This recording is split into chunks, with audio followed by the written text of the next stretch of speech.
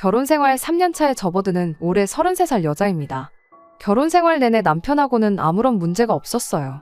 진짜 문제는 결혼도 하지 않고 시부모님 밑에 얹혀 살던 아주버님에게 있었지요. 시어머니와도 별다른 문제 없이 잘 지내는 편이었는데 항상 아주버님만 엮였다 하면 큰 문제가 있었죠. 남편은 저보다 2살이 많고 아주버님은 남편보다 2살이 더 많았습니다. 여태껏 살아오면서 수많은 사람들을 만나봤지만 저희 아주버님만한 사람은 또 본 적이 없는 것 같습니다. 결혼 전 시댁에 처음 인사를 드리러 갔을 때가 돼서야 아주버님을 실제로 처음 만나게 되었어요. 왜, 형만한 아우가 없다는 말이 있잖아요. 남편의 사람됨됨이 덕분에 아주버님 또한 좋은 사람이 아니겠냐 하고 막연하게 생각하고 있었습니다. 남편하고는 연애를 꽤나 길게 했던 편인데 아주버님을 실제로 만나본 적은 한 번도 없었거든요. 아주버님을 처음 만난 날이 돼서야 남편이 저에게 자기 형을 한 번도 소개시켜주지 않았던 이유를 알게 되었습니다. 아무래도 나이 차이가 4살이나 나다 보니 제가 불편해할까봐 그랬던 거라고 생각했는데 그게 아니라 말 그대로 보여주기 쪽팔려서 그랬던 거였어요. 그날 그 자리가 결혼 허락받으러 처음 인사드리러 갔던 자리였고 가볍게 식사 정도만 하는 자리였거든요. 시어머니도 가만히 계셨는데 자기가 무슨 면접관이라도 된 것 마냥 저에게 질문들을 던지더라고요. 심지어 아주버님이 던진 질문 중에는 대답하기 굉장히 껄끄러운 사적인 질문도 덜어 있었어요. 제가 유학을 다녀왔는데 유학 갔을 때 외국인 남자친구가 있었느냐 하는 그런 것들부터 해서 말이죠. 외국인들 만나다가 내 동생 만나니까 수준차가 나지 않느냐 하는 어이없는 질문을 해대기 시작하는데 그래도 다행스러웠던 건 아주버님 질문이 고약해지니 남편이 불편한 기색을 숨기지 않았고 시어머니 또한 너는 뭐 질문이 그러냐며 아무 말도 하지 말고 가만히 있으라고 막아주셨다는 거예요. 아주버님에게 발언의 기회가 사라지게 되니 곧 관심이 없다는 듯 그냥 자리에서 일어나 버리더라고요. 이내 거실 소파에 들어누워서 손님인 제가 있건 말건 간에 TV를 켜더니 혼자 킬킬대면서 예능 프로그램을 보기 시작했어요. 남편은 짜증이 가득한 표정이었고 시어머니도 안색이 금세 어두워지더군요. 그런 아주버님 덕에 저희는 밖으로 자리를 옮겨야 했고요.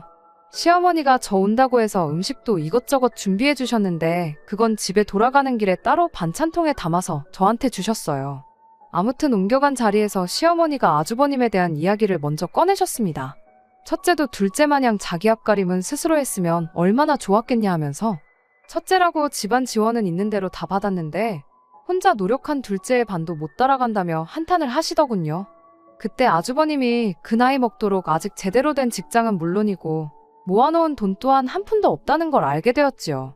그때 취직해서 일을 하긴 했는데 1년 버티면 오래 버텼다 할 정도로 진득히 한 직장에 머물지를 못한다고 하더라고요. 들어보니 직장 동료들하고 관계도 안 좋고 그런 식이었어요. 그나마도 30 넘어서부터는 취직 자리도 잘 구해지지 않아서 요 근래에는 아르바이트하고 그러는 게 고작이었나 보더라고요. 취직은 이제 바라지도 않고 차라리 적당한 사람 만나서 결혼이나 했으면 좋겠다고 신세한탄을 하시는데 제가 거기다가 대고 뭐라고 딱히 할 말은 없더라고요. 다만 앞으로 결혼하면 아주버님과는 잘 지내지는 못하겠구나 하는 생각뿐이었습니다. 그래도 시어머니도 아주버님이 저런 사람인 거 잘 알고 계셨고 남편도 앞으로도 형님과는 얽히지 말자는 주의였다 보니 저런 아주버님 때문에 결혼을 다시 생각하거나 할 필요까지는 없어 보였습니다. 이후로 결혼식 때까지 아주버님을 따로 만날 일도 없었고요. 결혼 후에도 아주버님하고는 그렇다 할 교류가 전혀 없었죠. 허나 그런 아주버님을 피할래야 피할 수 없는 날들이 덜어 있었는데 아무래도 아주버님이 시부모님 밑에서 살고 있었다 보니 시댁 방문할 때만큼은 아주버님을 매번 마주해야 했습니다. 결혼 후 처음 맞는 시아버지 생신날이었어요. 주말에 어디 괜찮은 곳 예약을 해놓으려고 했는데 어머님께서 뭐하러 굳이 밖에 나가서 큰돈을 쓰냐, 아버님이 생일은 당일에 챙기는 걸 좋아한다며 퇴근하면 남편하고 저녁 먹으러 시댁으로 오라고 하셨습니다.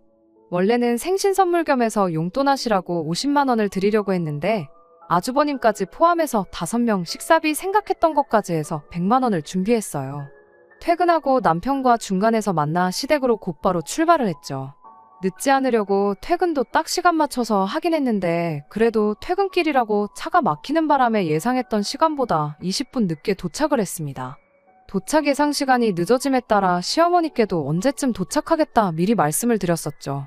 시댁 도착하니 시어머니는 식사 준비에 한창이셨어요. 혼자 분주하게 이것저것 준비하고 계시길래 저도 곧바로 외투만 벗어놓고 시어머니를 도왔습니다. 아주버님은 어디 간 건지 코빼기도 보이지 않고 혼자 준비하고 계시더라고요. 시어머니는 제 생각을 바로 읽기라도 하셨던 건지 쓴웃음만 지으며 첫째는 술을 아주 진탕 마시고 오늘 아침 돼서야 들어와 여태껏 꿈나라라고 하더군요. 그때가 평일이었는데 그때까지 자고 있는 것도 대단했지만 평일에 아침까지 술을 먹고 집에 들어오는 것 또한 대단하구나 싶었네요. 제가 어머님 앞에서 아주버님 흉을 볼 것도 아니고 같이 뒷담화를 할 것도 아니고 해서 그 말 듣자마자 그렇군요 하고 대화의 화제를 애써 돌렸습니다. 그렇게 시어머니 도와서 음식 준비 끝내고 상 다 차려놓고 식사를 시작했습니다. 식사 시작 전에 어머님이 아주버님한테 밥 먹으러 나오라고 깨우긴 했는데 아주버님은 그때까지도 방에서 나올 생각이 없어 보였죠. 그래서 식사를 먼저 시작했고요. 아버님께 생신 선물로 준비한 봉투들이니까 뭘 이렇게 많이씩 주냐며 엄청 좋아하셨어요. 식사 시작하고도 화기애애하니 분위기가 엄청 좋았죠. 식사 중간쯤 돼서야 방문이 열리는 소리가 들리더라고요. 아주버님은 부시시한 머리에 눈곱도 떼지 않은 채로 자리에 앉더라고요.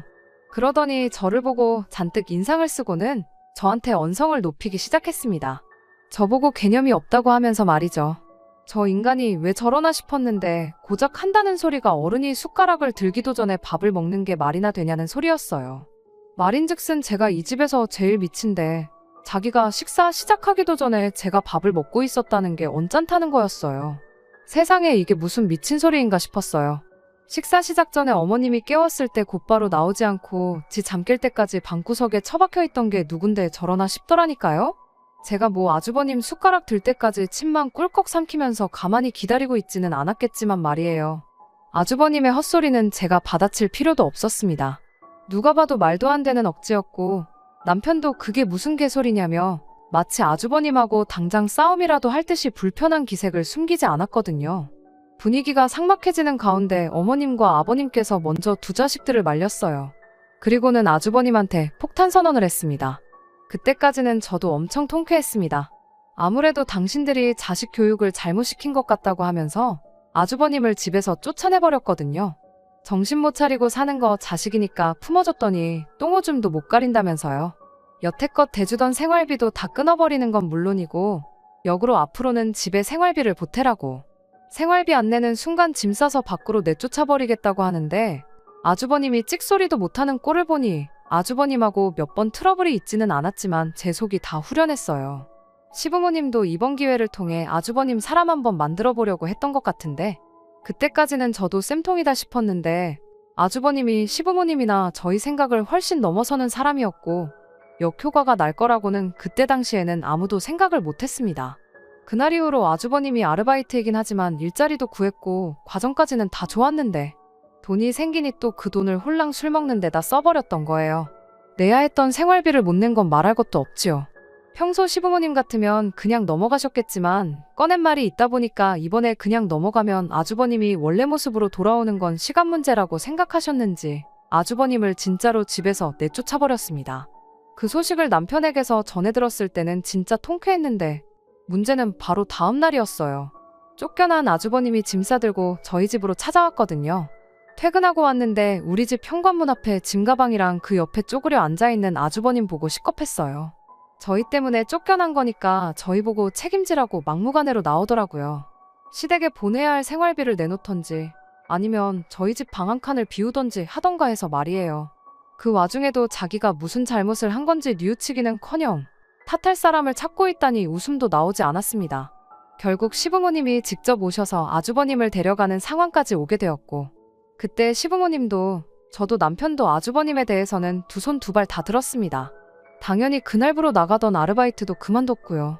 저런 사람이 남편과 형제라니 정말 믿기지가 않았어요. 그 뒤로는 시댁의 발길도 끊었습니다. 시부모님과 아주 연을 끊었다거나 그런 건 아니에요. 정확히 말하자면 아주버님과 연을 끊어낸 거나 마찬가지였죠. 명절 때는 어쩔 수 없이 시댁에 가야 했지만 그 외의 이유로 시부모님을 만나거나 식사라도 한 끼 대접하려면 무조건 밖에서 만났습니다. 저희 인생에 있어 아주버님이라는 사람을 아예 빼놓으니 솔직히 저는 너무 편했어요. 남편도 애초에 아주버님하고는 엮이는 걸 싫어했었으니 아무런 불만이 없었죠. 다만 시부모님의 경우는 예외였지요. 아무래도 두 형제가 서로를 의지하고 그러는 모습을 보고 싶었을 테니 속이 많이 상하셨을 거예요. 하지만 그렇다고 바뀔 의지조차 없는 아주버님과 억지로 사이가 좋아지려 노력해야 할 이유는 없었지요. 믿는 도끼도 아니고 믿지도 않던 도끼가 어김없이 저희 발등을 찍어대는데 시부모님 속상한 거야 충분히 이해가 되지만 저희가 어떻게 할 수 있는 게 아니었으니까요. 그렇게 얼마 전까지는 아무런 문제가 없었어요. 아주버님이 난데없이 결혼 소식을 들고 오기 전까지는 말이에요. 그 소식에 저희도 놀랐지만 진짜 놀랐던 건 시부모님이셨어요. 가망이 없다고 생각했던 장남이 그 어떤 신호도 없이 결혼하겠다 하는데 안 놀랄 부모가 어디 있겠어요. 심지어 그 아주버님이 결혼하겠다고 직장까지 구했다고 하더군요. 아주버님이 나이에 비해 경력이 전무했던 편이다 보니 구했다는 직장도 최저시급 정도 받는다고 해도 무방한 중소기업이었지만 시부모님은 그것만으로도 장족의 발전이 아니겠냐며 엄청 좋아하셨어요. 우리 장남이 드디어 정신 차렸다 하시면서 말이죠. 제가 성격이 꼬인 건지는 몰라도 시부모님이 저렇게 감동하는 동안 저는 저런 아주버님하고 결혼하겠다는 사람도 있구나 하고 놀랐어요. 저희 남편도 한 가족이다 보니 시부모님처럼 생각하고 싶었겠지만 저랑 비슷한 생각을 하고 있었더라고요. 저랑 다툰 뒤 아주버님이 쫓겨난 이후에도 시부모님이 종종 아주버님이 취직만 하면 꼭 생활비를 받아내겠다는 식으로 말씀을 하셨는데 그 이야기도 쏙 들어갔습니다. 오히려 결혼하는데 집이라도 한 채 해줘야 하는 거 아니냐며 그 돈을 어디서 구해야 하나 고민이셨어요. 저희 결혼할 때 시댁에서 1억 지원받았어요. 1억 큰 돈인 거 저도 잘 알고 있습니다. 제 월급 가지고 숨만 쉬고 모은다고 해도 3년 가까운 시간이 걸리는 큰 돈이지요. 지원해주신 거 참 감사한 일이고 그 덕에 대출도 많이 줄일 수 있었지만 막상 아주버님 결혼할 때는 집을 해준다고 하시니 그게 못내 좀 서운하긴 했네요. 사족이긴 합니다만 저희 결혼은 반반 결혼했고 제가 모은 돈이 남편에 비해 모자라긴 했지만 부족했던 만큼 친정에서 1억 5천 지원받아 왔습니다. 아무리 아주버님이 시부모님의 아픈 손가락이라고 해도 가만히 있어도 알아서 잘하던 저희 남편보다 인생 헛살았다고 해도 무방한 아주버님한테 더 큰 지원을 해주신다는데 남편도 내색은 안 했지만 저랑 비슷하게 서운했었을 거예요. 시부모님이 집 해줘야겠다는 이야기를 꺼냈을 때 표정하며 그 주 주말에 잘 마시지도 못하는 술까지 마시고 집에 들어왔으니까요. 시부모님이 지나가면서 꺼냈던 이야기였긴 한데 장남이라고 집안 지원 홀랑 받았다는 이야기가 떠오르더라고요. 뭐 아무튼 좋은 소식은 좋은 소식이다. 남편도 시부모님이 큰 짐 하나 덜어놓으시는 거 아니냐 하고 금세 이겨냈어요. 좋은 점만 보기로 했던 거예요. 저만 마주쳤다 하면 시골에 풀어놓은 말 안 듣는 개마냥 으르렁거리는 게 우선이었던 아주버님이었는데 결혼 소식 이후로는 정말 사람이 달라졌거든요. 시부모님도 늘 괜찮다고는 하셨지만 은근 저희가 잘 지내기를 바라셨는데 이참에 아주버님이 정신 차렸다면 잘 못 지낼 이유도 없었고 서운한 마음이야 여전하겠지만 따지고 보면 시부모님 돈 시부모님이 쓰고 싶은데 쓰신다는 건데 저희 서운하다고 못 쓰게 할 것도 아니었으니까요. 하지만 아주버님이 결혼할 여자라고 소개시킨 자리에 다녀오고 나서 앞으로 잘 지내겠다 하는 기대가 하루아침에 사라져버리고 말았습니다. 은근히 궁금하기는 했어요. 어떤 여자가 과연 우리 아주버님하고 결혼을 할까 하는 게 말이에요. 그런데 막상 자리에 나가니 멀쩡하다 못해 외적으로 너무 괜찮은 사람이 떡하니 앉아 있었거든요. 과장 조금 보태면 연예인 누구를 닮았다고 하면 진짜 그렇네 하고 생각할 정도로 말이에요. 심지어 나이도 27살로 저보다도 훨씬 어렸어요. 예쁜 외모에 10살 차이 나는 어린 신부인 것도 모자라 집안 배경까지 좋았습니다. 부모님 두 분 다 전문직에 종사하시고 재력도 빵빵해서 집도 혼수도 다 여자 쪽 집에서 하기로 했다고 하더라고요. 그런데 그때부터는 놀라움이 아니라 점점 이 상황이 진짜인가 의심부터 갖게 되었어요. 사실 말이 안 되잖아요. 아무리 27살 아가씨가 세상 물정을 모른다고 해도 저런 사람이 모아놓은 돈은 물론이고 월급 200만 원 언저리 받는 데다가 집도절도 없는 우리 아주버님하고 결혼을 하겠다는 것부터가요. 결혼이 아니라 연애를 시작했다고 해도 안 믿었을 거예요. 아주버님이 외모가 괜찮으면 또 몰라요. 저희 남편이니까 그런 걸 수도 있지만 제가 볼 땐 저희 남편이 훨씬 괜찮거든요. 뭐 학교 다닐 때야 새님인 저희 남편보다 날티나는 아주버님이 더 인기가 많았을 수야 있겠지만 그런데 거기에 집도 혼수도 다 해올 테니 아주버님 보고 몸만 오라는데 그 상황에 제가 아니어도 의심할 사람은 한 트럭이었을 겁니다. 그런데 제 예상과는 다르게 시부모님은 이 모든 상황을 진짜라고 생각하시는지 어떻게 맨몸으로 아들을 장가 보내냐며 뭘 해줘서 보내는 게 당연하다고 당신들이 뭘 해주면 좋겠냐 그런 걸 묻고 계시더라고요. 그래도 정말 0.1%의 확률로 이게 진짜일 수도 있으니 당장 그 자리에서는 말을 아꼈습니다. 자리가 끝나고 아주버님은 예비 신부 집에다 데려다주고 오겠다고 그 여자랑 자리를 비웠어요. 어머님 아버님은 그 상황에 입이 귀에 걸리셔서는 아주 싱글벙글. 산통 깨는 것 같긴 하지만 제가 한마디 안 할 수가 없겠더라고요. 그래서 뭔가 좀 이상한 것 같다고 남편 옆구리를 쿡 찔러서 소근소근 말했습니다. 다행히 남편은 저랑 생각이 같았어요. 저 여자 뭔가 있는 것 같다며 제가 말하기 껄끄러웠던 것들을 대신 시부모님께 말해줬어요. 하지만 시부모님은 저희들 말이 귀에 들어올 리가 만무했죠. 암만 고슴도치 자식이라지만 자기 눈에는 우리 아들이 훨씬 훤칠하고 아깝다는 말을 하시더라고요. 남편과 저는 상황을 좀 더 지켜보자고 시부모님을 설득했어요. 시부모님은 그러겠다고 하셨지만 말뿐이었습니다. 정작 상견례 자리에는 저희를 부르지조차 않았어요. 저희 모르게 상견례까지 진행을 하고 얼마 지나지 않아서 결혼 준비를 시작했습니다. 그리고 그 과정에서 시부모님과 완전히 갈라서게 되는 일이 있었습니다. 얼마 전에 시어머니께서 급하게 볼 일이 있다며 저희 집에 찾아오셨어요. 장가보낸 아들 집에 시모가 괜히 들락거리면 부부 사이만 나빠진다며 저희 집엔 집들이 이후로는 한 번도 찾아오셨던 적이 없던 시어머니셨다 보니 그 방문이 보통 일은 아니겠다는 예상이 들었어요. 아니나 다를까 대번에 돈 이야기부터 꺼내시더군요. 저희 아파트를 담보로 잡아서 대출을 한 5억 정도 땡겨와 보라고 하는데 제가 들은 게 정녕 진짜인지 제 귀를 믿을 수가 없었습니다. 남편도 얼굴이 사색이 돼서 갑자기 웬 5억 타령이냐고 집에 무슨 큰일이라도 난 거냐 하면서 어머님께 되물었지요. 어머님은 단일의 주저함도 없이 그게 아니라 니네 형 결혼 비용 때문에 그런데 도무지 당장 10억을 구할 방법이 보이질 않아서 너네 도움 좀 받으러 왔다는 이야기를 꺼내시더군요. 저희 집을 담보로 5억을 받아오라는 것도 가당치 않은데 10억이라니 그건 또 무슨 소리냐고 대번에 되물었어요. 어머님은 상견례 당시 이야기를 꺼내더군요. 예비며느리야 우리 아들한테 푹 빠져있으니 그렇다 쳐도 예비사돈들은 결혼을 탐탁치 않아 했다고요. 하나뿐인 외동딸 시집 보내는 거니 당연히 집도 혼수도 다 해줄 수 있지만 우리 딸을 행복하게 해줄 능력이 있는 남자인지 봐야겠다고 했답니다. 그리고 그때 요구한 게 10억이 찍혀있는 통장이었다고 하더라고요.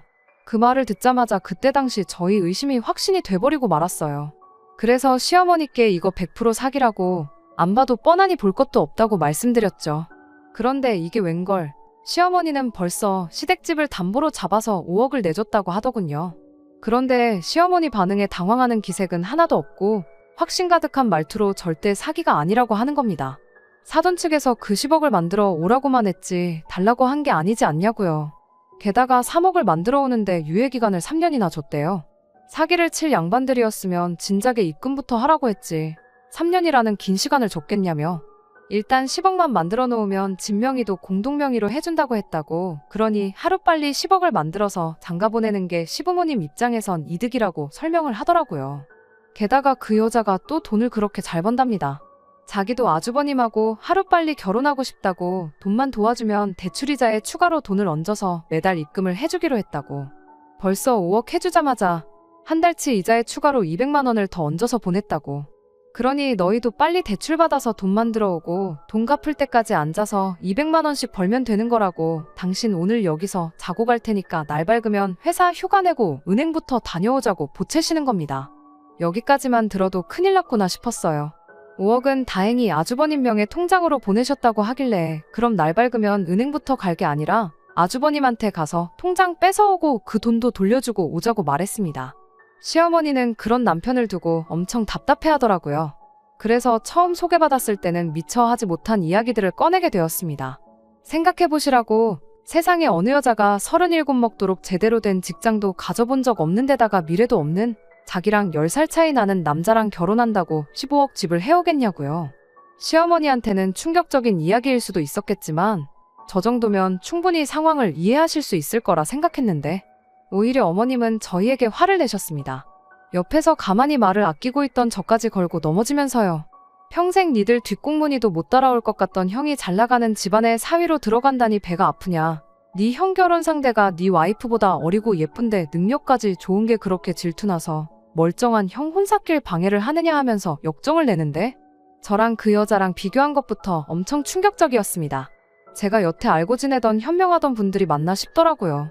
아무리 막막했던 장남 미래의 동아줄이 내려왔다 해도 그렇지 누가 봐도 썩은 동아줄이 분명한데 그 줄을 굳이 잡는 것도 모자라 이젠 멀쩡히 잘 살고 있던 저희까지 똑같은 썩은 동아줄을 붙잡으라 강요를 하시니 뭐라 할 말이 없더군요.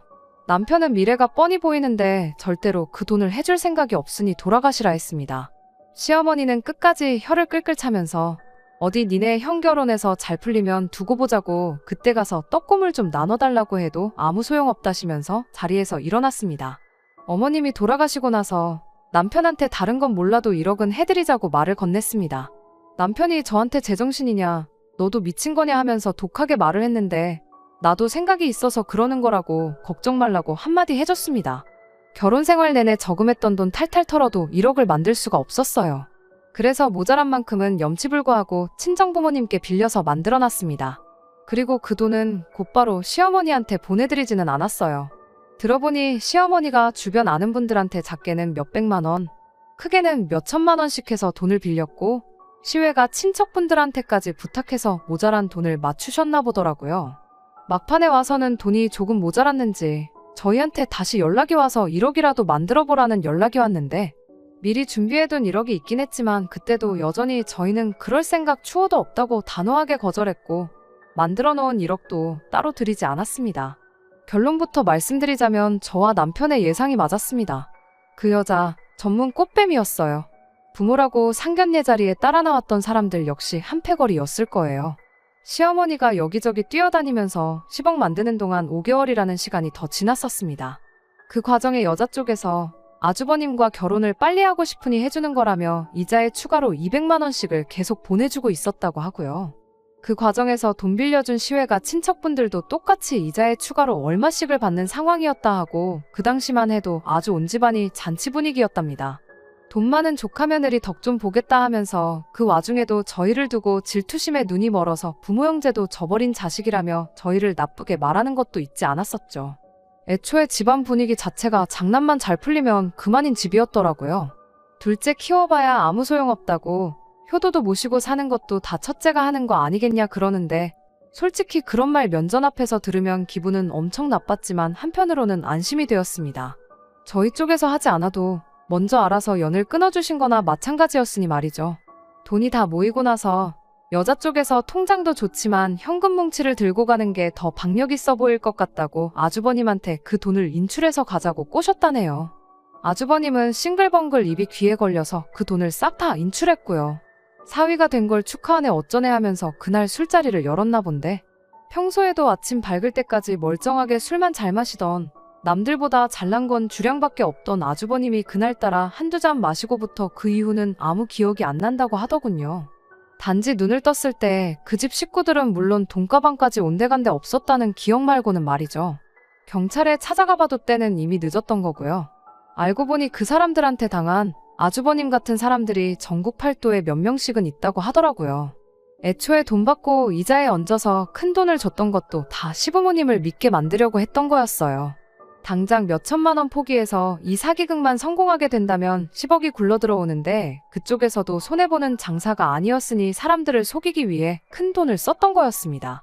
사진 몇 장 가지고 맘먹고 잠적해버린 사람들을 어떻게 찾아내겠어요. 이미 비행기를 탔어도 지구 한 바퀴는 돌았을 만큼 시간이 지나 있었는데 말이죠. 결국 저희 예상대로 아주버님의 시부모님, 거기에 시외가 친척분들까지 그렇게 돈을 다 떼먹히고 마른 겁니다. 시부모님하고 아주버님이 당장에 당신들 좀 살려달라고 저희 집에 찾아왔어요. 키워봤자 소용없는 둘째 집에는 왜 오셨냐고 남편도 냉랭하게 나왔습니다. 그리고 그때 제가 미리 준비해놓았던 1억 원을 내드렸어요. 불쌍해서 도와주고 싶어서 드린 건 절대 아닙니다. 결혼할 때 지원해줬던 1억? 이제 돌려드리는 거라고요. 그리고 이제 이걸로 어머님 아버님과 저희 사이에 더 이상 금전적으로 그 어떤 것도 얽힌 게 없는 거라는 설명도 덧붙였습니다. 애초에 저희가 말렸던 일이었던 만큼 앞으로도 이 일과 관련해서 도와드릴 수 없다는 걸 확실하게 밝힌 거예요. 시부모님도 아주버님도 그런 저희 앞에 할 말이 많아 보였지만 당장 상황이 어쩔 수 없으니 그거 받고 조용히 돌아갔습니다. 그렇게 시댁하고 연 끊고 지낸 지도 벌써 몇 달이 넘어가네요. 간간히 시부모님한테 연락이 오고 있긴 하지만 애써 다 무시하고 있습니다. 그건 남편도 마찬가지고요. 남편은 아직도 자책을 하고 있어요. 대로변에 드러눕는 한이 있더라도 시부모님을 자기가 뜯어말렸어야 했다고요. 하지만 당시 상황을 다시 생각해봐도 저희가 무슨 수를 쓴들 시부모님을 막을 방법은 없었을 것 같아요. 남편한테 시부모님한테 1억 돌려드리고 완전히 연을 끊어버린 내가 원망스럽냐고 물어봤는데 다행히 그렇지는 않답니다. 오히려 그 와중에 그 큰돈 내주고 깔끔하게 금전적인 관계를 정리해줘서 고맙다고, 그거 아니었으면 모르긴 몰라도 시부모님 빚을 우리가 같이 갚고 있지 않았겠냐고 하더라고요. 시부모님은 살던 집 내놓고 일단 친척분들 빚부터 갚아주셨답니다. 제가 드린 돈에 일부러 당신 대출도 원금 얼마를 줄였고, 아주버님도 시부모님 등살에 못 이겨 한 달에 이틀인가 쉬고 밤낮 가리지 않고 돈을 벌어오고 있다고 하더라고요. 아주버님 정신 차리는 값이라고 하기엔 너무 비싼 돈이 들었네요. 덩달아 시부모님까지 모든 걸 잃어버리셨고 말이죠. 뻔한 걸 두고 당한 사람들이 멍청하다고 하기엔 잠깐 주변만 돌아봐도 당하는 사람들이 너무 많은 것 같습니다. 제 친척분 중 한 명도 2년 전에 보이스피싱으로 엄청 큰 돈을 날리셨기도 하고, 제 직장 동료분 중에 한 분은 조직적인 투자 사기에 걸려서 여태 모은 돈을 몽땅 날린 사람도 있어요. 당한 사람을 탓하는 것보다 이런 일이 앞으로 일어나지 않도록 하는 예방책이 생기는 것도, 그리고 남을 속여서 돈을 갈취하는 사람들에게는 죄질에 걸맞는 강도 높은 처벌이 생기는 게 더 중요하다는 생각이 드네요. 끝까지 들어주셔서 감사합니다. 오늘의 사연은 여기까지입니다. 구독과 좋아요, 알람 설정 부탁드리고 더 좋은 사연으로 다시 찾아뵙겠습니다. 감사합니다.